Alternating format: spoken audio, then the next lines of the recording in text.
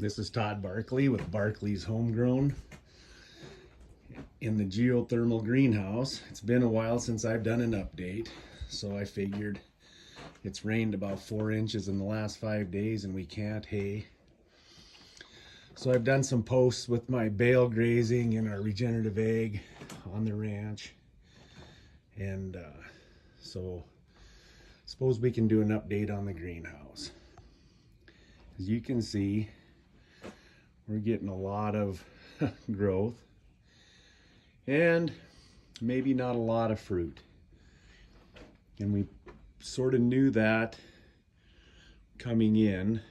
When we soil sampled, we had 460 pounds of nitrogen per acre and our phosphorus levels were way high. So in the process, we planted the cover crop to try and sap some of that out. And of course, start some soil biology. And then we planted our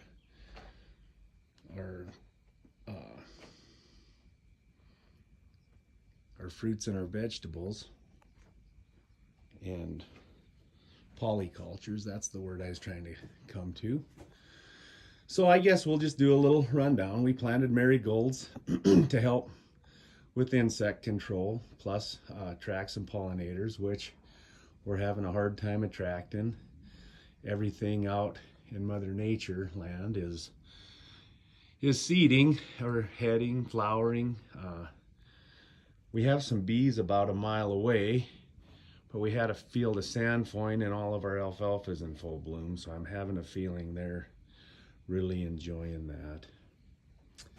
I'm really impressed with the passion fruit. It's gonna be our shade cloth, which is just hugely important also. It's just unbelievable how this shade cloth is working. But the passion fruit, we're getting passion fruit. As we've said before, we sort of have to pollinate it with the toothbrush. Even though it's real close to our fans, the wind won't pollinate it. Our tomatoes, we thought it'd be a good idea to run the tomatoes up against the Lexan and the trellis. And I've been starting to pull now the tops of the plants out. And if we have to tie them up, we'll tie them up. But I think we're just getting too cramped. You know, I thought maybe the flowers would start on the bottom side, but they're starting up against the trellis. And I think we're having some issues with that. Yeah, so Hattie planted a bunch of sunflowers early and we couldn't put them outside because of the frost. So we have them flowering inside. We have some outside now, but we're having them flower inside to try to attract some of the pollinators also. Our grapevines, these are sweet grapes. They're zone 8 grapes. The one on the right, there's two. There's one on the left, one on the right. The one on the right was completely lost all its leaves and looked like it was dead. And it's really starting to come along. And I suspect this guy will do the same after he starts to adjust. We overplanted this spring, so starter plants, we have a lot of plants in pots, which is fine. Peppers, cabbages. We'll do a rundown. This is a mandarin orange, and just look at all the beautiful new growth on the top of it.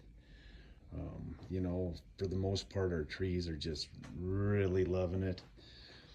We have a pear tree here I think he's going to be all right. He's just having a little time adjusting. But we have two of these mandarin oranges, and or clementines, I'm sorry, clementines. And they're just doing great. This is another pear tree, and it's doing all right. We've had to use some neem oil. We'll find spider mites on the trees. Their leaves will start curling up, and so, but we're using a neem oil. And same with on the passion fruit. You know, it was flowering, doing great guns, and all of a sudden it quit. I started seeing ants crawling up and down the stems. Ants and aphids go hand in hand, and so I neem oiled it, and it was less than a week and we had flowers again, so that was pretty cool. Yeah, so just a lot of the other vegetables. Lime basil, sort of fun. Tastes like lime. Really strong lime. This is the one peach tree. This is the second peach tree we put in this particular spot, and the second one that's dead. So I'm not quite sure if the peach likes it right there, but the peach tree on the other side of the barrel is just loving it. So this is a Caracara orange. It's probably grown 2 foot since we put it in. Getting some new shoots on it. Molly put a sunflower by each one of them for friends. Yeah, carrots. Obviously the south wall grows, I think, you know, closer to the sun, but I don't know what time is it now, 8:30, 9 o'clock. We get a lot of straight up sun, so I think the trees are really enjoying that. The pole beans, they've crawled right up our back trellis. They're having a good time. These are, what did Molly say these were? Okra, I guess, with the purple flowers. Our bottom peas that we harvested all the radishes out of there. Our carrots are doing good. We're just throwing a lot of the leafage and everything on the ground just for mulch, trying to get some soil biology going even in the tree area.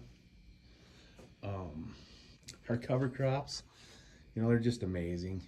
We left the spots in the middle. Now Molly's clipping the tops off, trying to give stuff on each side, you know, some sun. There's a hairy vetch in here somewhere from our cover crop. We've let some of our cover crop go to flower and go to seed. We'll deal with that. We're really happy with how the propane torch bursted the cell walls on the stuff we were trying to control. So I have no problem trying to control some of the growth that way again. There's, I guess, one of the hairy vetches that crawled up and went to seed. I think this is a flower, maybe a marigold or something. Molly plant back there. But yeah, so I cleaned out I use APSA 80 in my cropland for a surfactant, a soap, a water conditioner. And I thought I cleaned my shuttles out really good. We collect rainwater, and it really foams up. So it won't hurt our plants, but it looks like you could take a bubble bath in our rainwater because of the APSA 80 residual suds. It's some pretty neat stuff that I've been using for probably 10 years now. And it's just, you know, there's a property to it. Well, it'll open the soil up if you put enough on it. There's people that are in really compacted soil that use that. But so our lemon and limes are on the east end, and for the most part they're really doing good. We overbought, so we have some in containers, and we're actually gonna let those set some fruit. As you can see, we got little limes going. Here's another. We have some Mexican key lime that, out of all the lime trees, they yellow the leaves and drop leaves like this guy, but they're happy because they're flowering. So I'm not 100% sure. You know, we put the neem oil on that. We're just hoping they're taking this first year to adjust to the soil. But there's another key lime. But the regular bush limes, that we're keeping in the pots, you know, they're doing well. And then this is a lime and lemon bush. So Molly planted a zucchini. Well, this is a heirloom zucchini that obviously likes to grow. Probably won't plant a creepy crawly viney plant in our greenhouse again. It's gonna take over. And we're learning, like there's some more tomatoes that are just crawling on the back side of the trellis. We'll try and pull them out. Yeah, probably shouldn't have done that to that guy, but he needed trim back anyways, right? And our friendly gnome's trying to attract some bees. But we got one cucumber that's really loving the trellis, and it's starting to set little baby cucumbers on it.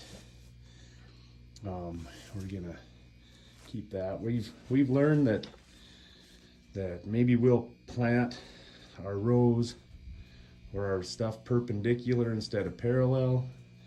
It's pretty hard to get back to the very back over some of this stuff.